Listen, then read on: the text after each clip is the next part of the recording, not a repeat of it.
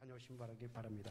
자, 하나님의 말씀을 잠깐 보겠습니다. 우리 하나님의 말씀은 창세기, 이어서 우리 창세기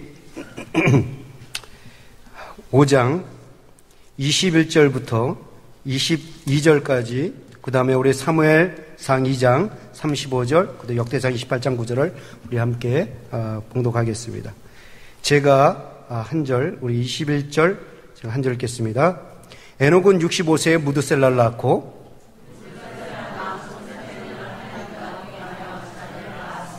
그 다음에 우리 사무엘상 우리 2장 35절 다 같이 읽을까요? 시작.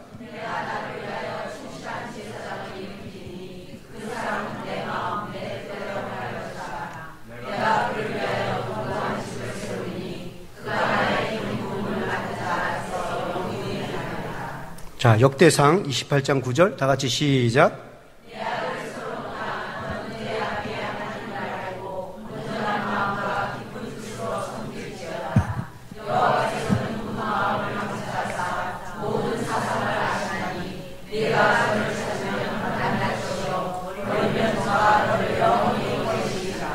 자, 오늘은 어떻게 하면 하나님과 동행할 수 있을까?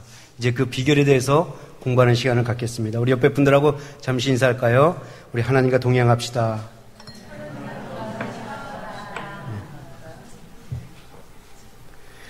한 번만 더 인사하죠.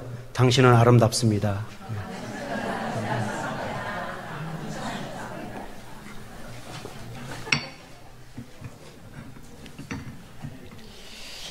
엘리자벳 빌타라는 사람이 쓴 작품 중에 그리스도가 없는 삶이란 책이 있습니다. 그 글을 보면 이런 이야기가 나옵니다.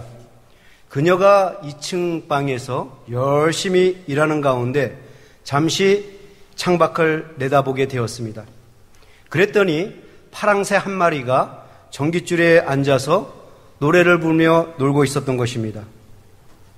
그런데 노래를 부르고 있는 그 파랑새의 모습이 얼마나 눈부시게 찬란하고 아름다웠던지 잠시 동안 넋이 나간 채 지켜보았습니다. 시간이 꽤 흐르면서 시간이 흘렀어요. 금세 피곤은 사라지고 마음에 참 평안이 찾아왔습니다. 그렇게 한동안 넋을 잃다 보니까 시간이 많이 흘러서 자신이 지금 쉬고 있었던 걸 몰랐습니다.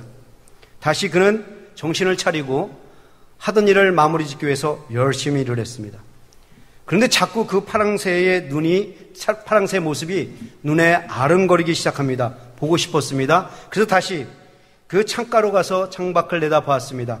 여전히 그 파랑새는 그 전깃줄 위에서 앉아 있었습니다. 그런데 너무나도 실망스러웠던 것입니다. 왜냐하면 그렇게 눈부시게 아름다웠던 파랑새의 모습이 누런 암색깔로 바뀌어져 있었기 때문입니다. 이 책은 그 이야기를 하면서 이렇게 말합니다. 눈부시게 찬란했던 이 아름다운 파랑새의 모습이 왜 이렇게 누런 암색깔로 변해 있었을까? 그 이유는 찬란한 빛이 구름 속에 가려졌기 때문이다 라고 얘기했습니다. 그러니까 무슨 말이냐? 어두움이 비춰지면 그 모습은 어둡게 보여진다는 것입니다. 환하게 비춰지면 그 모습이 환하게 비춰진다는 말이죠. 그렇습니다, 여러분. 사람이든 사물이든 그 모습이 어두움으로 들여지게 되면 그 모습이 어두컴컴하고 심지어는 우울할 수도 있고 우중충하게 보일 수 있습니다. 여러분들이 어떤 옷을 입느냐에 따라 그 사람이 좀 밝아 보일 수도 있고 아주 좀 우중충하고 칙칙하게 보일 수도 있습니다. 그러나 찬란한 빛에 그 모습이 비춰지면 아주 밝고 상쾌하고 아름답게 고귀하게 보여질 수도 있습니다. 월요일 날 비가 하루 종일 왔습니다. 그리고 날씨 또한 굉장히 우중충했습니다. 어두웠습니다. 그래서 말씀을 묵상하다가 그 빗소리에 잠깐 좀 쉬기 위해서 창밖을 내다보았습니다. 역시 날씨가 어둡고 컴컴하니까 숲도 그렇고 거리도 그렇고 집들도 그렇고 좀 어두워 보이고 우중충해 보이고 뭐가 쓸쓸한 느낌을 받았습니다. 그런데 여러분, 화요일 되니까 어떻습니까? 아주 그냥 환하게 창창 햇빛이 찌니까는 또 그렇게 어둡게 보였던 거리, 그 숲들, 나무들, 그 집들, 거리들이 아주 환하게 보이고 세상이 밝아 보이고 상쾌하게 보이고 맑아 보였던 것입니다. 그러니까 제가 지금 여러분들에게 무슨 말을 하려고 하는 것인가? 내 인생이 빛나는 인생이 되게 하려면, 내 인생이 좀 이 세상 속에서 빛과 소금의 역할을 하면서 살려면, 내가 의미 있는 삶을 살고 가치 있는 삶을 살려면, 내 마음속에 참 평안을 누리려면, 하나님이 기뻐하시는 그 아름다운 삶을 살려면 그 빛 대신 하나님이 내 삶에 임재하셔서 그 하나님과 동행하셔야 한다는 것입니다. 평강의 하나님, 그 은혜의 하나님이 내 삶에 임재하셔서 나와 함께 동행해야 내가 진정한 평화를 누리며 안색을 누리며 살 수 있다는 것입니다. 그 빛 대신 하나님이 나와 함께 하셔야 내가 그 빛을 바라며 살 수가 있다는 것입니다. 여러분, 우리의 삶이 더러운 죄악으로 물들어져 있으면, 더러운 죄악으로 들여져 있으면 우리는 어둠을 드러내는 어둠의 자식으로 살아가게 되지만, 빛이 되신 하나님이 내 삶에 임재하셔서 그 의의 빗줄기로 내 삶의 길을 밝히 보여주시며 인도하신다면 우리는 그 빛 되신 하나님 안에서 그 빛을 바라며 하나님이 원하시고 기대하시는 그 아름다운 삶을 살 수가 있습니다. 믿습니까? 그러게 우리는 하나님과 동행을 하면서 살아야 합니다.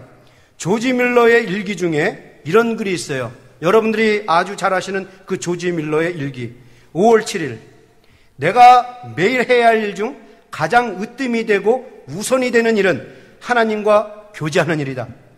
나의 주된 관심사는 내가 얼마나 많이 하나님의 일을 할 수 있느냐가 아니고 나의 내적 자아가 어떻게 하면 좀 더 많은 은혜를 받으며 영적인 영양 공급을 받을 수 있는가 하는 것이다.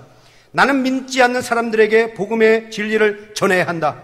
성도들의 믿음을 북돋워야 하고 시리에 빠진 사람들을 위로해 주어야 하고, 또 나는 하나님의 자녀로서 하나님의 일을 찾아 하나님의 일을 해야 한다. 그러나 그 전에 나는 하나님과 동행하며 교제해야 한다. 왜냐하면 하나님과 동행하지 않으면, 하나님과의 교제에 있어서 기쁨을 누리지 못하면 나는 그 어느 일도 할 수가 없기 때문에 그렇다. 나는 하나님과 동행을 해서 하나님께 주시는 그 은혜와 영적 공급을 받아야 하나님의 사역을 제대로 할 수 있기 때문이다. 그래서 내가 해야 할 일 중 가장 중요한 것은 하나님의 말씀을 읽고 묵상하고 기도하며 교제하는 일이다. 그것을 통해서 나는 하나님으로부터 위로와 격려를 받기도 하며 때로는 경과 채찍으로 나를 하나님의 사람으로 경건하게 이끌어 가신다. 그래서 나는 오늘도 아침에 잠자리에 일어나면 제일 먼저 하는 것이 기도이다.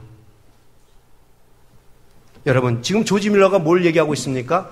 하나님과 동행하는 삶이 자기 삶에 너무나도 중요하기 때문에 자기 삶의 우선순위를 하나님과 동행하는 곳 놓았다는 것입니다. 왜요? 하나님과 동행하며 교제를 해야만 내 인생이 빛나는 인생이 될 수가 있기 때문에 그렇다는 것입니다. 하나님과 동행하면서 살아야 하나님의 사람으로 살 수가 있기 때문에, 하나님이 원하는 삶을 살 수가 있기 때문에, 하나님이 기대하시는 삶을 살 수가 있기 때문에, 하나님과 동행해야 내 마음이 평안하고 진정으로 안식을 누릴 수가 있기 때문에, 하나님과 동행해야 하나님의 일을 생각할 수가 있기 때문에, 하나님과 동행을 해야 먼저 그의 나라와 그의 의를 구하며 살 수가 있기 때문에, 그래서 나는 하나님과 동행해야 한다는 것입니다. 그렇습니다, 여러분. 여러분들이 하나님과 동행해야 하나님의 일을 꿈꿀 수가 있고 하나님의 일을 계획할 수가 있고 먼저 하나님의 일을 할 수가 있습니다. 그래서 여러분들은 오늘 순간부터 하나님과 동행해야겠다고 다시 한번 다짐할 수 있기를 축원합니다. 우린 지난 그동안 4주 동안에 왜 하나님과 동행해야 하는지, 그 동행의 필요성, 중요성, 소중함을 배웠습니다. 우리가 하나님과 동행하면 어떠한 축복이 주어지는지 그 축복에 대해서도 배웠습니다. 그리고 하나님의 사람이라고 하면서, 그리스도인이라고 하면서 그냥 지나간 사람이 있었고, 그런 성도가 있었고, 하나님과 동행하는 성도가 있었다. 그런데 우리는 65세에 무드셀라 낳고 하나님과 300년 동안 동행했던 이 에녹처럼 우리의 인생에 하나님과 동행했다는 이 인생의 포인트를 만들어 놓으라고 제가 도전을 드렸습니다. 자, 그러면 오늘은 우리가 하나님과 동행하고 싶은데 어떻게 하면 하나님과 동행할 수가 있을까? 어떻게 하면 내가 내 삶을 하나님과 동행하는 삶으로 만들어 놓을 수가 있을까? 여러분, 하나님과 동행하는 이 삶의 비결을 알아야 우리가 하나님과 동행할 수 있지 않겠습니까? 자, 그럼 어떻게 하면 하나님과 동행할 수가 있을까? 이 질문에 대한 답은 어떻게 사는 것이 하나님과 동행하는 삶인지, 이것을 알면 그 답을 저절로 얻을 수가 있습니다. 자, 그러면 첫째로 오늘 한 말씀만 마치고 한 말씀만 드리고 마치려고 합니다. 하나님과 동행하는 삶을 살려면 어떻게 되는가? 어떻게 사는 것이 하나님과 동행하는 삶인가? 하나님의 뜻대로 살아야 한다는 것입니다. 하나님과 동행을 하려면 하나님의 뜻을 따라 살아야 한다는 것입니다. 그러니까 하나님의 뜻대로 사는 것, 이것이 바로 하나님과 동행하는 삶이란 말이죠. 하나님과 동행하면서 산다, 이 말이 뭐냐? 하나님의 뜻을 생각하고 그 하나님의 뜻을 붙들고 그 하나님의 뜻을 행하며 사는 것, 이것이 하나님과 동행하며 산다는 것입니다. 성경이 이렇게 말을 해요. 에녹은 300년 동안 하나님과 동행했다 라고 할 때 여기 동행이란 단어는 히브리어 동사 할라크라는 동사로서 함께 걷다, 함께 가다, 또는 함께 무엇을 따라가다, 함께 무엇을 따라가다, 이것이 동행이란 단어입니다. 할라크. 그러니까는 한마디로 간단하게 말하면 동행한다는 말이 뭐냐? Going together. 함께 같은 길에 서서 같은 길을 향해서 같은 목적을 이루기 위해서 나가는 것, 이게 동행이란 말이죠. 그러니까 하나님과 동행한다는 말이 뭐냐? 하나님과 함께, 하나님과 같은 길에 서서 같은 길을 향해서 같은 목적을 이루기 위해서 나가는 것, 이것이 바로 하나님과 동행한다는 것입니다. 이것이 하나님과 동행한다라고 말을 한다면 여러분들은 지금 하나님과 동행하고 있습니까? 그러니까 제가 지금 여러분들에게 무엇을 강조하고 있는 것인가? 여러분의 삶을 좀 진솔하게 들여다보고 여러분의 삶을 살펴보라는 것입니다. 정말 내가 하나님과 동행하는 삶인지, 내가 정말 하나님과 동행하는 사람이 되기를 원하신다면, 아니면 내가 지금 하나님과 동행하고 있다고 말한다면 정말 그런 삶을 살고 있는지를 한번 들여다보시라는 것입니다. 나를 위해서 내 삶을 꾸려나가고 있는 것은 아닌지, 아니면 하나님의 목적을 이루기 위해서 내 삶을 지금 꾸려나가고 있는 건지 한번 정직하게 들여다보라는 것입니다. 정말 하나님의 목적을 이루기 위해서 내가 가지고 있는 직업을 사용되어지고, 하나님의 목적을 위해서 내 신분이 사용되어지고, 하나님의 목적을 위해서 내가 가지고 있는 재력과 능력과 재물들이 사용되고 있는지, 이것을 들여다보라는 것입니다. 여러분, 사도 바울은 그 골로새 교인들에게 이렇게 말을 했어요. 우리 한번 다 같이 읽어볼까요? 1장 9절 다 같이 시작.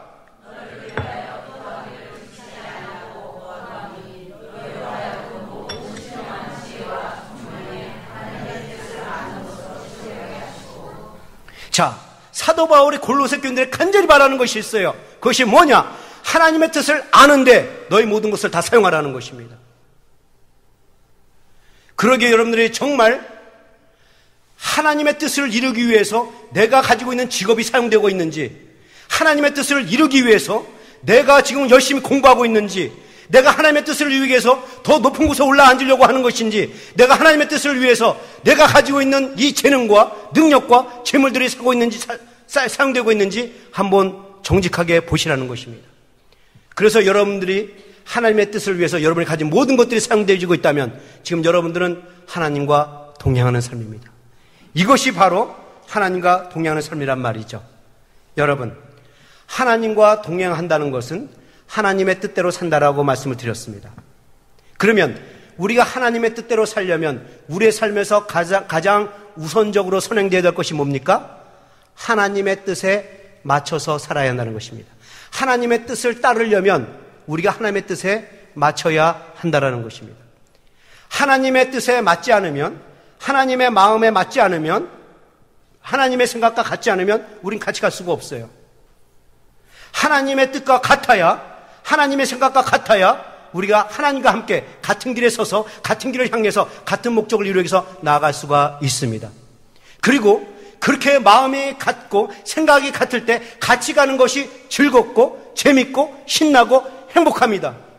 그리고 같이 가는 것이 즐겁고 재밌고 행복할 때에 그 같이 가는 것이 즐겁고 행복하다면 더 그 하나님과 같이 가고 싶은 그 열망과 소망이 생기고 의욕이 생겨나서 더 하나님과 동행하려고 한다는 것입니다.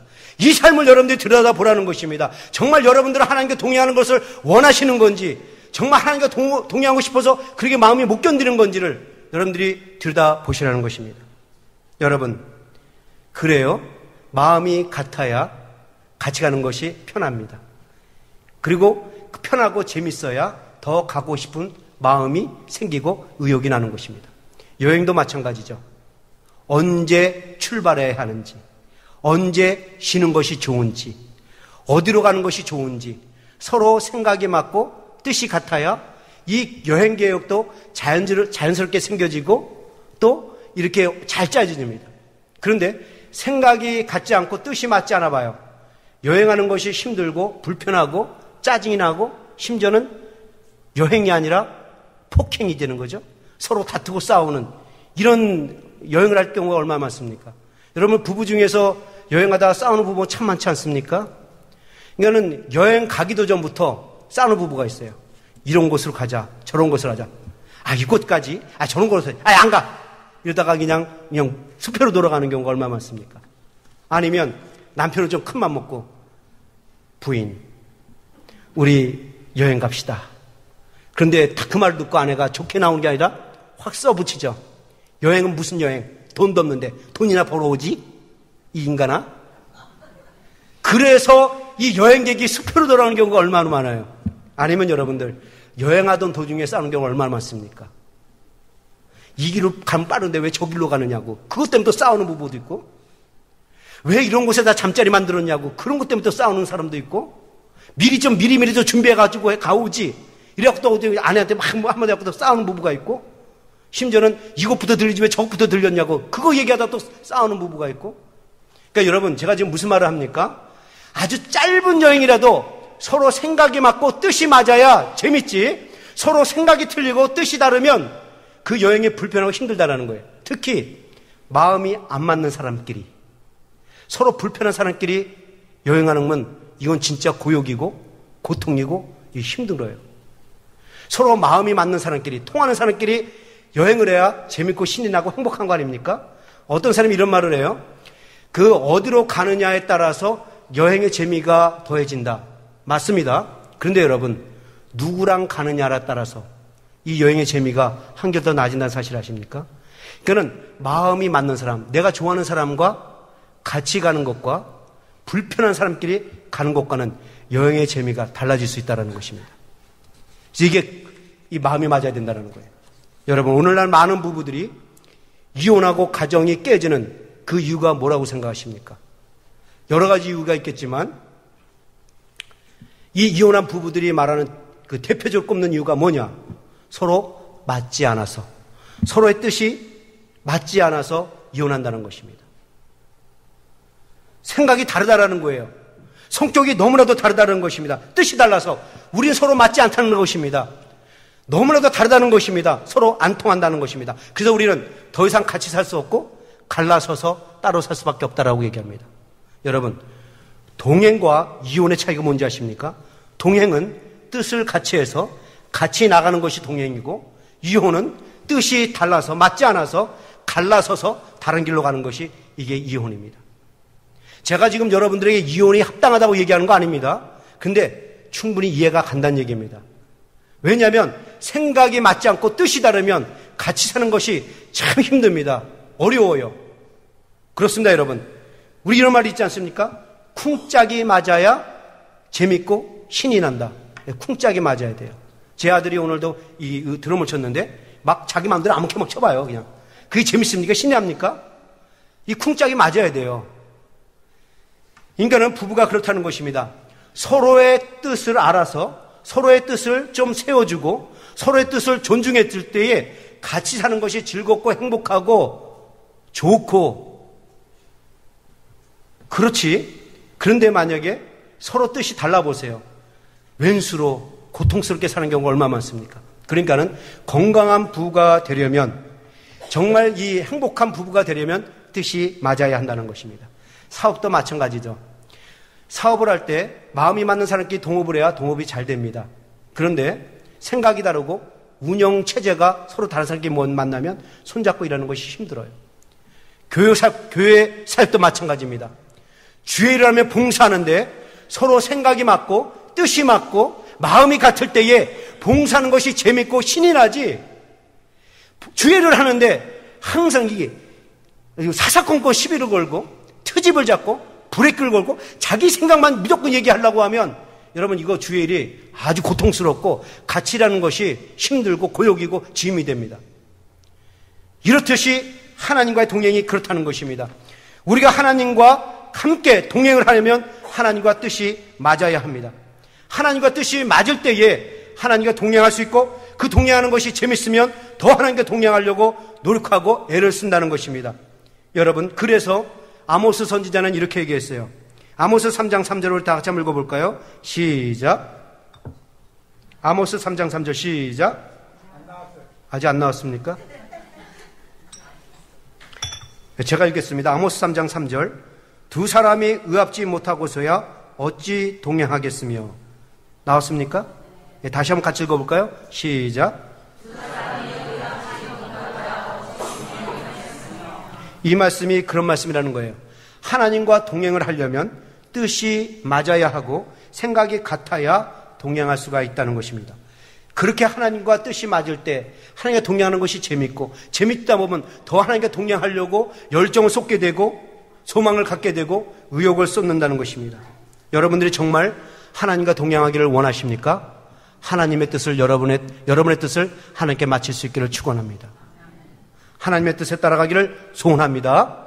자, 그러면 하나님의 뜻대로 살아야 그것이 하나님과 동행한다고 그러는데, 그럼 난 지금 하나님의 뜻대로 살고 싶은데, 하나님의 뜻대로 살려면 내가 하나님의 뜻을 알아야 하지 않겠습니까?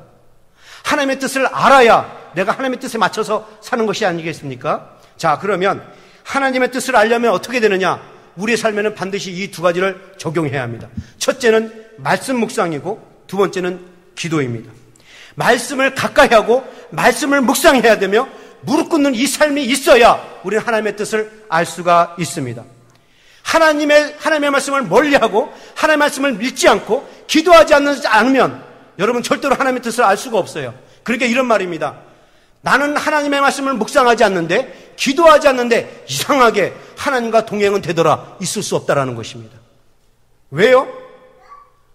하나님의 뜻을 알지 못하는데 어떻게 하나님과 동행하며 하나님을 기쁘게 할 수가 있습니까?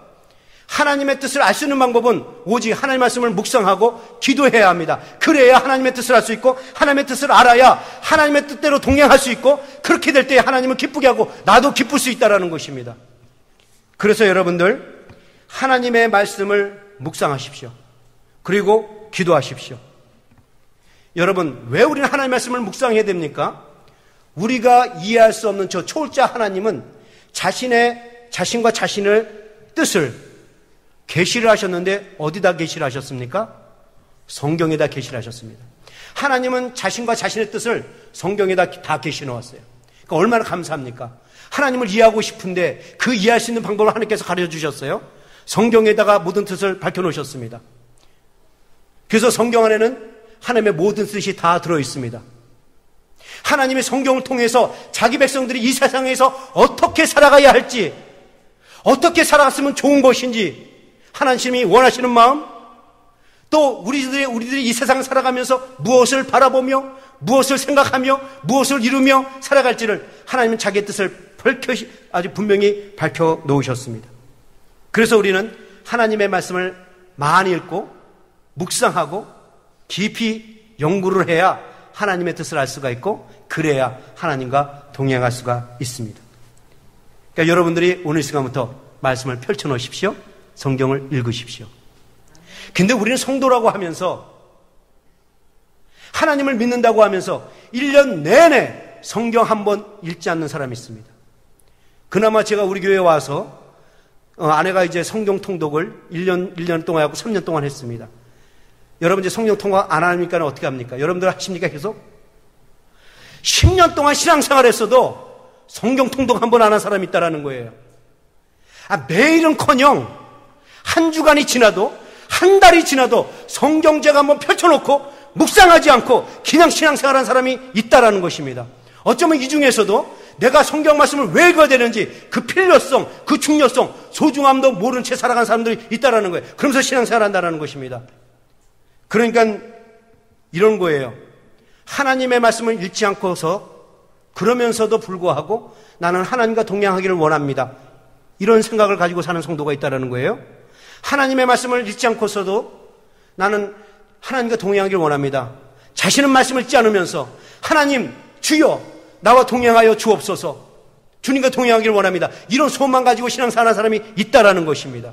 여러분, 하나님의 말씀을 읽지 않고서는 절대로 여러분의 삶에 하나님과 동행은 일어날 수가 없습니다.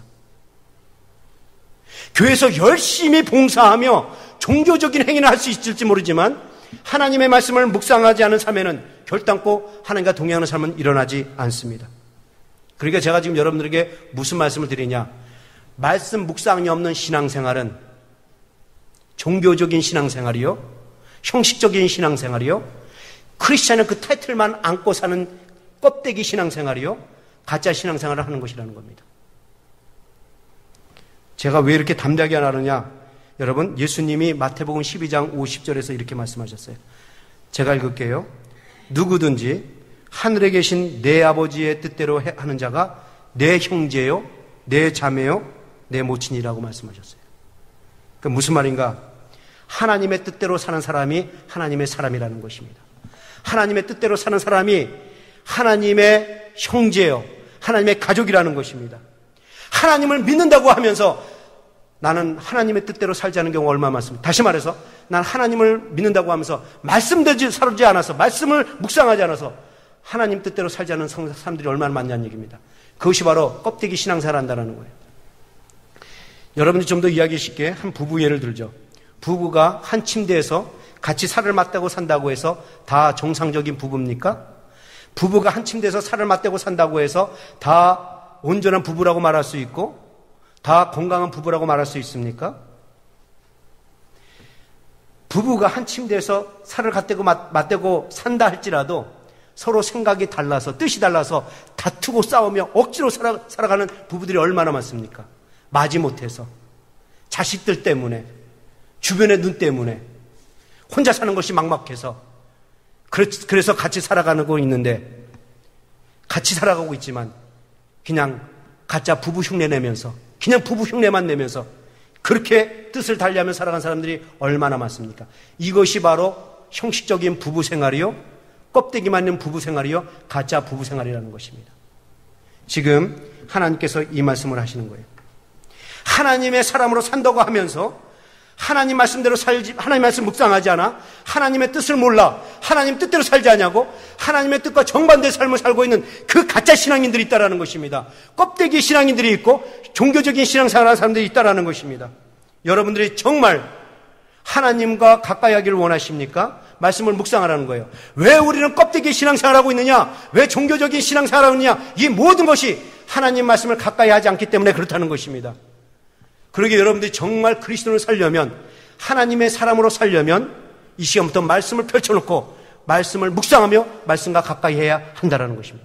여러분들 에녹을 좀 보십시오. 에녹이 어떻게 해서 하나님과 동행하는 삶을 살았습니까? 하루도 아니고 3일도 아니고 3주도 아니고 3년도 아니고 30년도 아니고 300년 동안을 어떻게 하나님과 동행하면서 살 수가 있었습니까? 그 해답을 지난주에 여러분 공부했어요. 다시 한번 보죠. 유다서 1장 14절에서 15절 말씀을 제가 현대인 성경으로 읽겠습니다. 이런 사람들에 대하여 아담의 7대손 에녹은 이렇게 예언하였습니다. 에녹은 이렇게 예언하였습니다. 주님께서 수많은 성도들을 거느리고 오셔서 심판할 때에 경건치 않은 사람들이 제멋대로 행한 모든 불경스러운 행동과 경건치 않은 죄인들이 주님께 함부로 짓거릴 말들을 낱낱이 들춰내실 것입니다. 여러분, 이 말씀이 지금 뭡니까? 하나님이 에녹에게 하신 말씀이에요. 하나님이 에녹에게 무슨 말씀을 하셨느냐? 이 세상에 그 하나님 없이 살아가는 사람들, 껍데기 신앙인들, 이들이 하나님 없이 제 뜻대로 제멋대로 살아서 세상이 부패하고 그들도 부패했다. 그래서 하나님의 심판은 반드시 올 것이다. 이것을 전해라. 그래서 에녹이 그 하나님 말씀을 받고 이제 사람들에게 전합니다. 에녹이 예언했습니다. 이 뜻이에요. 그러니까 여기서 여러분들, 에녹이 예언했다. 이 말은 뭐냐? 하나님의 말씀을 들었다는 것이고 그 하나님의 말씀을 깨달았다는 것이고 그래서 하나님의 말씀을 전했다는 것입니다. 제가 지금 여러분들이 뭘 강조하는지 아십니까? 에녹이 하나님의 말씀을 듣고 깨닫는 이 삶이 있었기 때문에 에녹은 하나님과 동행하는 삶을 살 수가 있었다는 것입니다. 제가 지난주에 여러분들에게 에녹의 삶에는 두 종류의 삶이 있다고 말씀을 드렸어요. 그냥 지나가는 삶이 있었고 하나님과 동행하는 삶이 있었다고 했었습니다. 무드셀라를 낳기 전까지는 그냥 지나가는 삶이었고 무드셀라를 낳고 나서는 하나님과 동행했습니다. 어떻게 해서 무드셀라 낳고 하나님과 동행했다고 말했습니까? 왜 에녹은 무드셀라 낳고 하나님과 동행했다고 말했습니까?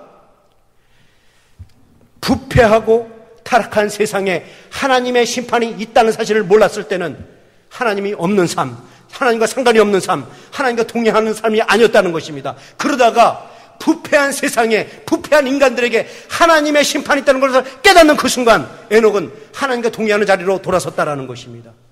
그러니까 뭐냐? 에녹은 하나님과의 말씀의 교제가 있었다라는 것입니다. 하나님의 말씀을 들었기 때문에 그걸 뜻을 깨달았기 때문에 하나님의 뜻을 깨닫는 순간에 하나님과 동행했다는 거예요.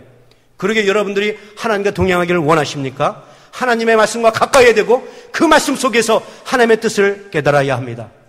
하나님의 뜻을 깨달아야 나는 그 하나님의 말씀대로 살 수가 있어요. 그게 동행한다는 것이죠. 여러분, 그래서 우리는 하나님과 동행함을 살아야 하는데, 두 번째로 하나님의 말씀을 묵상할 뿐만 아니라 우리는 하나님의 뜻을 묻는 이 기도의 삶이 있어야 한다는 것입니다. 사무엘 선지자는 기도하지 않는 것을 죄라고 말할 정도로 이 기도의 중요성을 대단히 여겼어요. 기도하지 않는 것은 죄다. 여러분 죄라고 여기십니까? 우린 기도 안 해도 떳떳해요. 하루 오늘 기도 안 했는데도 마음 말짱해요. 그러나 사무엘은 기도하지 않는 것이 죄라고 말할 정도로 자기 삶에 이 기도를 우선순위에 놓았다는 것입니다. 여러분, 하나의 성경 말씀을 보죠. 우리 요한계시록 3장 20절 다 같이 읽을까요? 다 같이 시작.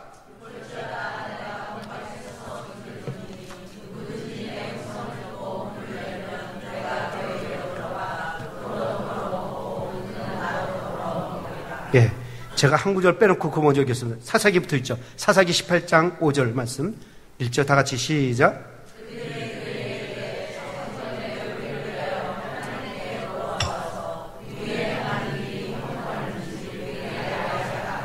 자, 사무엘 선지자는 하나님께 묻는 삶을 늘 살아왔어요. 하나님께 물으면서 살아왔어요.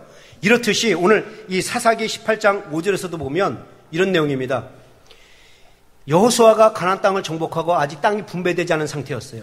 이때 단 자손들이 자기들이 거할 땅에 살기 위해서 또 땅을 좀 탐지하고 있었습니다. 어떤 땅이 좋은가 탐지하고 있다가 레위 소년을 만납니다. 그래서 그 소년을 제사장이기 때문에 그 레위 소년에게 묻습니다. 그리고 하나님께 물으라고 얘기해요. 그러니까 우리가 지금 내가 지금 땅을 탐지하고 있는데 어디를 탐지하는 게 좋은 것인지, 지금 이게 탐지하는 게 이게 맞는 것인지, 지금 내 행위가 맞는 것인지 하나님께 좀 물어보라는 거예요. 그러니까 뭐냐? 그들은 자기들이 거할 거처조차도, 자기들이 행하는 그 행위조차도 맞는지 하나님께 물었다라는 것입니다. 우리는 하나님께 물어야 한다라는 거예요. 늘 하나님께 기도하면서 하나님의 뜻을 물어야 합니다.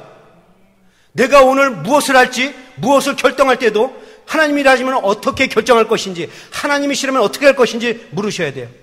여러분들 하늘 예를 들어서 내가 사업하기 위해서 장소를 물색합니다. 그래서 우리 그 사업을 할 장소를 물색할 때에 뭘 봅니까? 장사가 잘 될 수 있는지, 그 위치, 그 주변의 환경, 그 주변의 사업체들, 그리고 그 주변에 살고 있는 주민들의 상태들을 아주 철저하게 조사합니다. 이거 중요해요. 그것도 중요하지만 또 중요한 게 뭡니까? 하나님께 물어야 한다는 것입니다. 내가 이 잡을 할 건데 이게 잡하는 게 맞습니까? 하나님, 내가 이 직업을 선택한 게 맞습니까? 하나님, 여기다가 장사를 하려고 하는데 이게 맞습니까? 하나님, 내가 내 딸들을, 아들들을 이 학교에 보내려고 하는데 이게 맞습니까? 물으셔야 한다는 것입니다. 여러분, 근데 우리가 늘 하나님께 묻고 사는 이것을 성경은 가르쳐서 하나님과의 사귐, 하나님과의 교제라고 말합니다. 하나님께, 그러니까 다시 말해서 뭐냐면 하나님의 생각을 묻고 하나님의 생각과 자기 생각을 나누면서 대화를 나누는 것, 이것이 교제란 말이죠. 이것을 성경이 아주 잘 표현한 구절이 있습니다. 우리 요한계시록 3장 20절 아까 여러분 다 읽었죠? 제가 한번 읽겠습니다.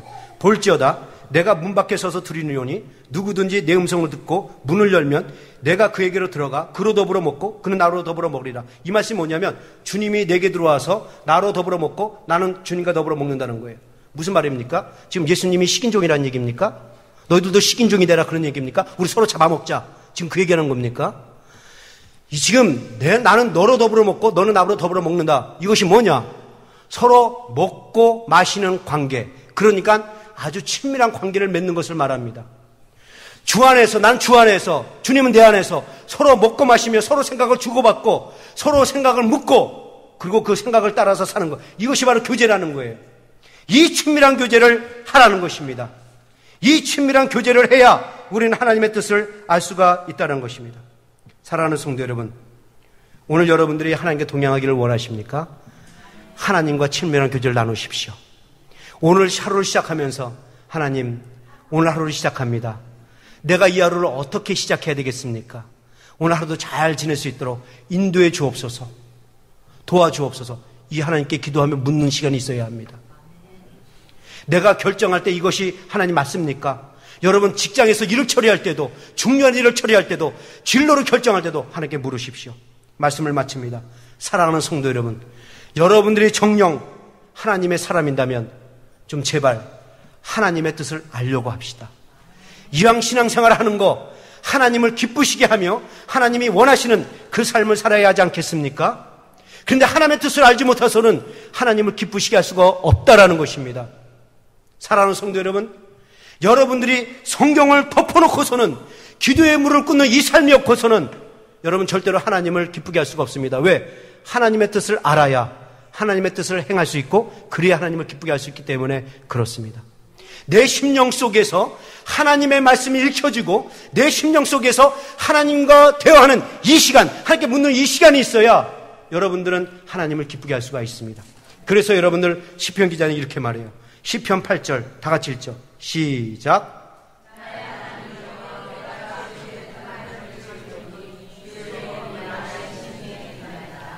이 고백이 얼마 좋습니다. 내 마음에 하나님의 말씀이 있으니 내가 주의 뜻을 행하기를 즐겨합니다.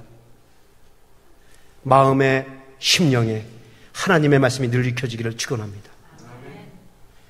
현대신학자 라이놀드 리버는 이렇게 말합니다. 왜 그리스도인들은 그리스도인이라고 말하면서 하나님과 동행하지 않는 것인가? 그 이유는 하나님의 뜻을 모르기 때문이다. 하나님의 뜻이란 뭐냐?